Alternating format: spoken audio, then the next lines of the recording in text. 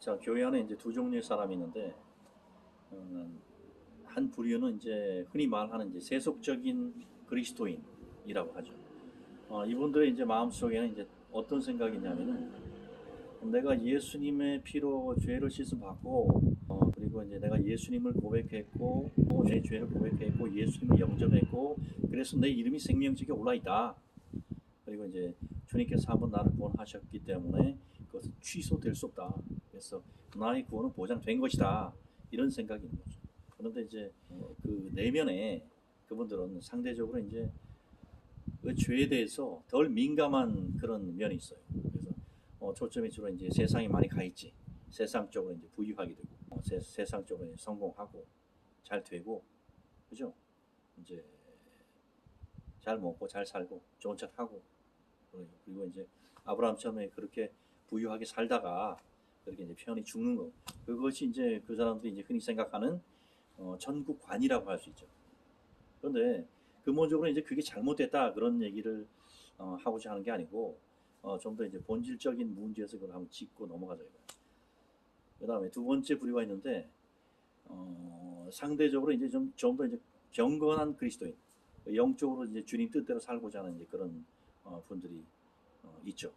소수지만 이분들은 항상 생각이 뭐냐면, 자기 부인의 십자가, 자기를 부인하고 날마다 자기 십자가를 지고 주님을 따라 좁은 길로 가는 것, 그것이 그 사람들의 마음속에 있어요. 그런데 이분들은 또 어떤 생각이 있냐면, 가난하게 돼야 된다, 신자는 부유하면 안 된다, 세상 것에 집중하면 안 된다, 이런 생각이에요. 그런데 이제 문제가 뭐냐면, 이분들 같은 경우는 대부분 이제 세상을 모르기 때문에 당하지. 당하고, 빼앗기고, 속고, 그리고 이용당하고, 그죠? 늘 좋은 의도로 남을 돕는데 주로 이제 그로 인해서 굉장한 이제 고통을 받게 되는 경우가 많이 있죠. 보증을 써가지고 이제 뭐 빚을 크게 진다든지, 아니면 남을 좋은 마음으로 이제 남을 도왔는데 그 사람에게 이제 사기를 당했다든지. 왜냐하면 세상을 모르고 법을 모르기 때문에, 경제를 모르기 때문에 그게 당할 수밖에 없는 거죠. 그게 이제 안타까운 얘기인데. 그리고 다시 이제 전자로 돌아가서, 자, 세속적인 신자들은 상대적으로 이제 초점이 이제 그쪽에 맞춰 있으니까 잘 되는 사람들이 상대적으로 많죠. 재물도 많이 모으고 세상적으로 성공도 하고 부유하게 되고, 그죠? 그렇게 해서 이제 행복하게 살다가 그렇게 이제 눈을 감는 사람들이 많지. 그런데 이제 그 문제가 뭐냐면, 우선순위에서 잘못됐다는 거예요. 우선순위. 자, 무슨 얘기냐? 근본적으로 하나님께서는 우리가 이 세상에서든지 천국에서든지 행복하게 사는 것이 하나님의 뜻이야. 풍성한 삶을 누리는 것이 아버지의 뜻이라 이거죠. 그러니까 어느 부모도 자식이 가난하고 아프고, 그죠? 불행하고 슬프고 우울하고 남에게 멸시받고 조롱받고 그렇게 사는 것을 원하는 부모가 없죠. 물론 우리가 하나님의 영광에 들어가고 또 주님의 나라를 위해서, 아버지 영광을 위해서 우리가 일정 기간 우리가 시험을 통과할 때도 있고, 그 혹독한 그 연단의 과정을 통과해야 되지. 그리고 좀 더 나가서 우리가 예수님의 이름을 위해서 핍박도 받고, 그죠? 박해도 받고, 그리고 극단적으로 우리가 피를 흘리고 예수님을 따라서 순교할 수도 있는 거지, 기꺼이. 그지만은 그 본래적으로 하나님께서 우리에게 풍부한 삶을 허락하시고 그렇게 살기를 원하시는 거에 대해서는 그것은 분명한 하나님의 뜻이다. 그걸 알고 있어야 돼요. 그런데 이제 문제가 뭐냐 그러면, 우선순위에 대해서 우선순위가 잘못됐다. 가장 대표적인 구절이 마태복음 6장 33절. 먼저 그 나라와 의를 구하라. 그리하면 이 모든 것을 너희에게 더하신다. 그래서 초점을 주님의 나라에 맞출 때, 그리고 주님의 뜻, 주님의 영광, 주님의 나라, 주님의 이름에 맞출 때, 그때 세상적인 어떤 축복이라든지 그런 것이 뒤따라온다 이거죠. 그것이 원래 하나님의 뜻이거든. 우리가 거꾸로 이제 세상적인 것에 초점을 맞추고 그걸로 달려가고, 그리고 하나님의 나라와 의는 뒷전이면 그것은 본래 하나님의 의도와는 맞지 않는 거죠. 그래서 그게 잘못된 거지. 하나님께서 우리에게 복을 주시고자 하고 우리가 이 세상에서 행복하고, 그죠? 부유하게 사는 것, 그것은 틀린 것이 아니죠. 자, 그러면 이제 다시 원론으로 돌아와서 두 가지 부류의 가장이 있다고 생각해봐요. 한 사람은 수단 방법을 가리지 않고 돈을 이제 많이 모았어. 그래서 부유하게 됐어. 그죠? 그 세상적으로 인정도 받고 명예도 있고 권력도 있고 돈도 있고 좋은 집에 살고 있다. 그리고 자식들도 남부럽지 않게 교육도 시키고, 그죠? 와이프도 행복하게. 자, 그 다음에 그런데 또 한 사람은 어때요? 이 세상 살 때 이제 가난하게 살았어. 어렵게, 힘들게. 그런데 그 사람은 정직해, 부지런해, 근면해, 진실되고, 정의롭게 살고, 죄를 용납치 않고, 비리, 뭐 뇌물 이런 것을 전혀 원치 않는 사람이에요. 그렇지만 그런 사람은 이제 상대적으로 이제 가난하지. 자, 이 두 사람을 놓고 볼 때 세상 사람들은 어때요? 그 전자를 칭찬하지. 왜냐하면 자본주의 사회에서는 선이라는 것이 성공, 그죠? 그렇기 때문에 약간의 그 비리라든지 부조리 같은 것은 넘어가는 성향이 있다.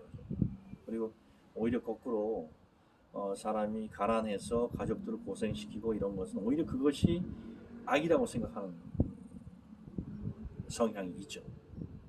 물론 이제 우리가 게을러서 또 어떤 뭐 중독이라든지 도박에 빠져가지고 그래서 가정을 돌보지 않고 그렇게 게을러서 무책임해서 그래서 내 가족이 고통을 받는 것, 내가 가난하고 병들고 어렵게 사는 것, 그죠? 그런 것은 물론 하나님의 뜻에 반하는 거죠. 하지만 어떤 사람이 정말 정직하고 진실되고 바르게 살고자 노력을 했는데 그런데 상대적으로 가난하다. 그것은 하나님 앞에 절대 부끄러운 일이 아니다.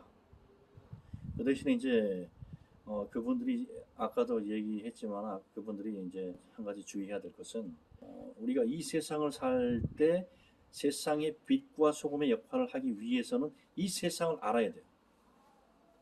경제를 너무나 몰라. 경제를 알아야 돼. 모르니까 당하는 거야. 세상 법도 알아야 되고, 그죠? 세상 돌아가는 것, 경제가 어떻게 흘러가는 것, 이런 부분에 대해서도 돈이 무엇이고 돈의 가치가 어떤 것이고 돈을 어떻게 유용하게 써야 되고 어떻게 해야 돈을 효율적으로 그렇게 관리하고 쓸 수 있는지에 대한 그런 그 자본주의에 대한 기본 지식이 있어야 된다 이거예요. 왜냐하면 그래야지만이 우리가 이용당하지 않는다 이거죠. 자, 이런 두 가지 기본 전제 조건이 갖춰져 있다면은 그 사람은 흔히 말하는 이제 그 세상 사람들이 볼 때 그 세상적으로 그 성공하는 그것이 그 기간이 상대적으로 길어질 수 있고 또 극단적으로 이 세상 살 동안에 눈을 감는 순간까지 고생할 수도 있죠.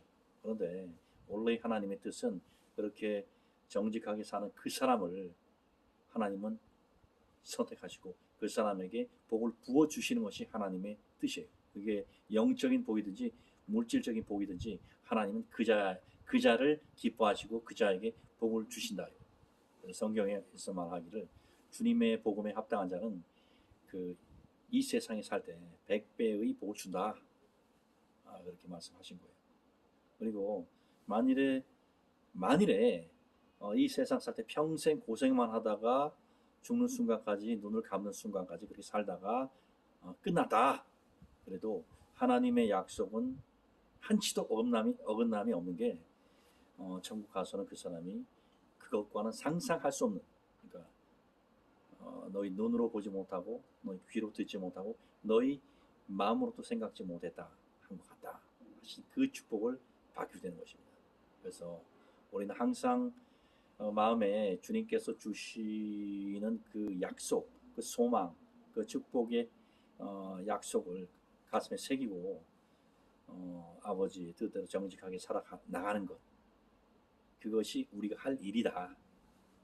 그리고 마지막으로 세상 사람들은 고지식하게 그렇게 살아가는 그 사람을 멸시하고 우습게 볼 수가 있죠. 그런데 거꾸로 하나님께서 보시는 것은 반대죠. 하나님께서는 세상적으로 성공하고 세상적으로 잘 되고 권력도 얻고 명예도 얻었지. 그렇지만 하나님은 그렇게 인간적인 방법을 쓰고 수단 방법을 가리지 않은 그 사람을 우습게 보신다. 비웃는다. 그 사람을 멸시한다. 인정하지 않는다.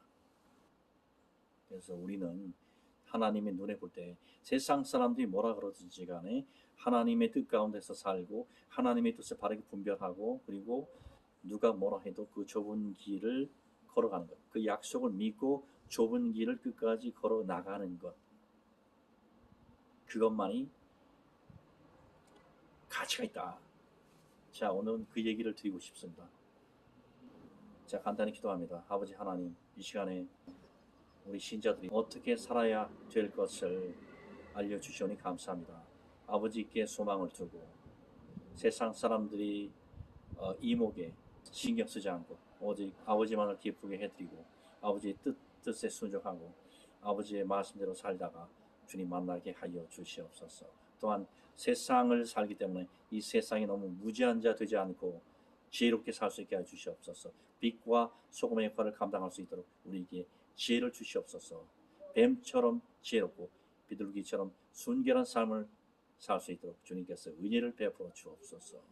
끝까지 의를 놓지 않는 자, 유업처럼 의를 놓지 않는 자 되게 하여 주시옵소서. 항상 기뻐라, 쉬지 말고 기도하라, 범사에 감사라 하셨사오니 우리가 오직 믿음의 주요 온전케 하시느니 예수님만 바라보고 좁은 길, 좁은 문, 자기 부인의 십자가를 지고 주님만을 따라갑니다.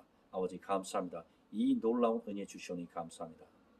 이 악하고 패역한 세대 주님께서 우리 손을 잡아주시고 끝까지 천국문으로 인도하여 주옵소서. 감사하며 우리 구주 예수님 이름으로 기도하였사옵나이다. 아멘.